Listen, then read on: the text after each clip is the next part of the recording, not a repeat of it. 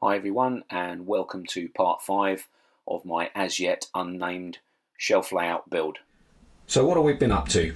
The bridge is now stuck down, and I've used some Celotex insulation foam to create this kind of cutting face, I suppose you'd call it, at the back, which I think will be chalk rather than rock. So I'll put a bit of greenery on there as well. So I've done that and created the banking for the incline up to the coaling stage. Coaling stage is now glued down as well, and the steps are all installed, so that's done. The other job I've done is I've created the sort of ballast effect. I say ballast effect because it's not really ballast as such. And how I've done this is I've used filler PVA mixed with black and brown acrylic poster paint with some N-gauge ballast, just a little bit sprinkled in it, and some granite, N-gauge granite, which is more like sand, to give it a smaller aggregate kind of feel. I wanted this to look like sort of compacted cinders and ash and the sort of mucky roadbed that I guess you'd have in a motive power depot of this era. So I'm quite pleased how this has turned out actually.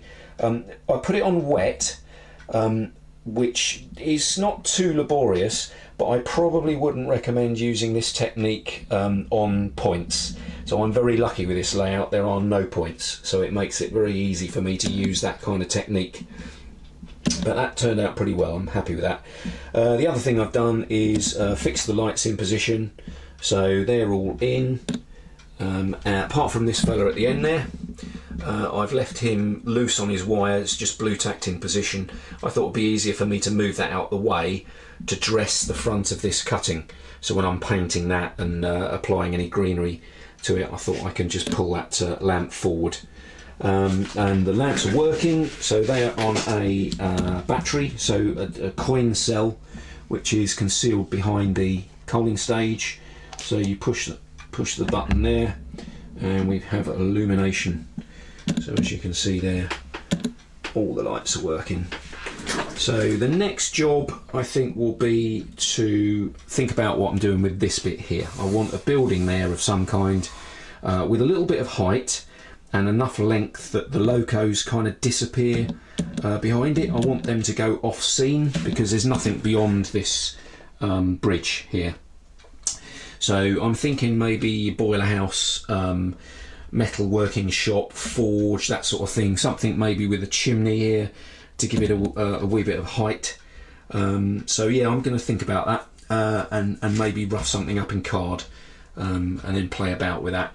But hopefully my productivity can increase now. Now we're in a second lockdown, won't be furloughed, I should keep working, but I can still work on this on the odd evening. So yes, I'm happy with it so far. The other thing I've been up to is building a couple of water cranes. So I didn't want to buy kits, so I thought I'd scratch build these. And this is serves as good evidence that model makers should never throw anything away, because you can utilise pretty much anything to make stuff for your railway. So just taking you a quick tour around this. So you've just got some paving effect plasticard. I had some gauze left over, some metal gauze left over from another project. The valves are the mounts for some Oerlikon heavy machine guns on an N-gauge model that I had, which I didn't use, so I thought they'd make good valve tops. The main column here, that is actually part of a push button mechanism off a close coupled toilet, so got that from work. These bits are part of the pillars on a 00 gauge station canopy set, and this little fella here, that is actually a piece of sprue which just happened to be the right sort of size and already had the curve on the end. So this plastic see-through bit there, which is the sleeve for the water spout, that is actually the little protective bit that you get on the end of a paintbrush to protect the bristles. when you're not using it. So I've used those. A little bit of chain left over from the Lylecom key layout that I did, and a few other bits of plastic rod that I had in stock.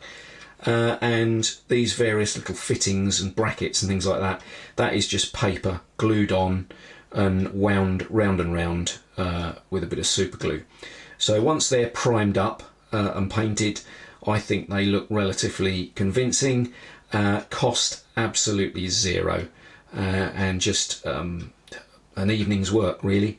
So yeah, I just thought you'd be interested in the number of components that went into them, and the fact that they cost me absolutely nothing, and it just means hoovering up little bits and pieces. I am a little bit like a magpie, so I will pounce on anything that I think might be useful for a model railway. So there we go. So don't throw anything away, guys. Keep hold of everything, because you never know when it's going to be useful. You've just got to remember where you've put it. So as always, thanks for watching, and please join me for part 6. Cheers for now.